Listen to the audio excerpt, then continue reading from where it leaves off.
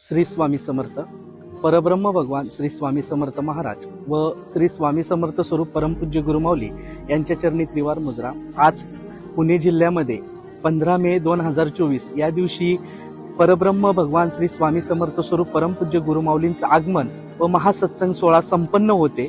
तर परमपूज्य गुरुमाऊलींच्या आशीर्वादाने व आदेशाने 15 मे 2024 या दिवशी परमपूज्य गुरुमाऊलींच्या उपस्थितीमध्ये दत्त महाराजांच्या पादुकांवर महासिद्धमंगल पादुका पूजन व राजोपचार पूजा या दिवशी संपन्न होणार आहे। हे सिद्धमंगल पूजन म्हणजे या पूजनामध्ये महाराजांच्या ज्या मूळ पादुका त्या पादुकांवर 5 प्रकारचे अभिषेक, राजोपचार पूजा व सिद्धमंगल पूजन होतं। या पादुका पूजनाच्या माध्यमातून जी दक्षिणा आपण देणार आहोत ती हॉस्पिटलच्या निर्मितीसाठी जाणार आहे आणि त्या हॉस्पिटलच्या माध्यमातून एखादा व्यक्ती त्या ठिकाणी बरा झाला आणि त्या व्यक्तीवर कुटुंब चालत असेल तर आपल्याला खूप मोठा आशीर्वाद त्या ठिकाणी प्राप्त होणार आहे।